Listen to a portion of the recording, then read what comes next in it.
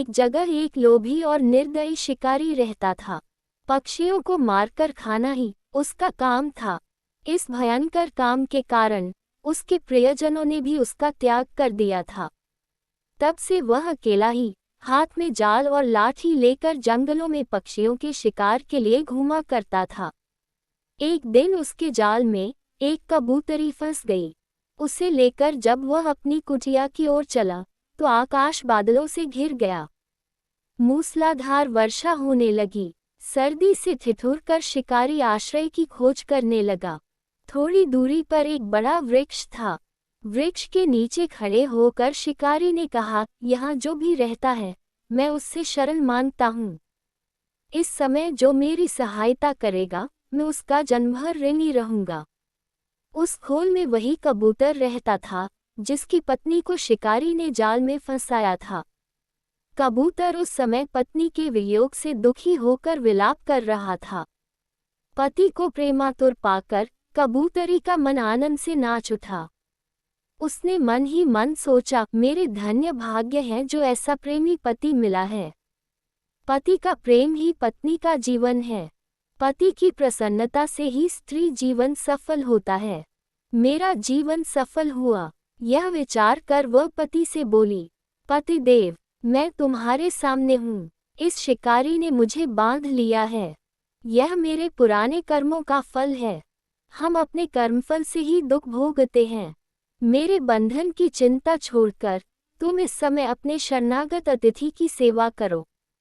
जो जीव अपने अतिथि का सत्कार नहीं करता उसके सब पुण्य छूटकर अतिथि के साथ चले जाते हैं और सब पाप वहीं रह जाते हैं।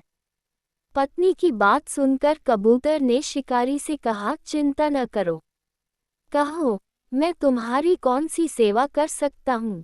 शिकारी ने कहा, मुझे सर्दी सता रही है, इसका उपाय कर दो। कबूतर ने लकड़ियाँ इकट्ठी करके जला दी और कहा, तुम आग सेककर सर्दी दूर कर लो।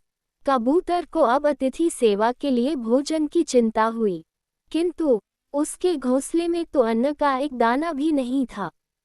बहुत सोचने के बाद उसने अपने शरीर से ही शिकारी की भूख मिटाने का विचार किया। ये सोचकर वह महात्मा कबूतर स्वयं जलती आग में कूद पड़ा। अपने शरीर का बलिदान करके भी उसने शिकारी के तर्पण करने का प्रण पूरा किया। शिकारी ने जब कबूतर का ये बलिदान देखा तो वो आश्चर्य में डूब गया। उसकी आत्मा उसे धिक्कारने लगी।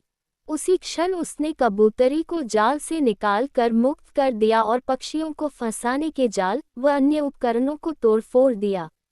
कबूतरी अपने पति को आग में जलता देखकर विलाप करने लगी।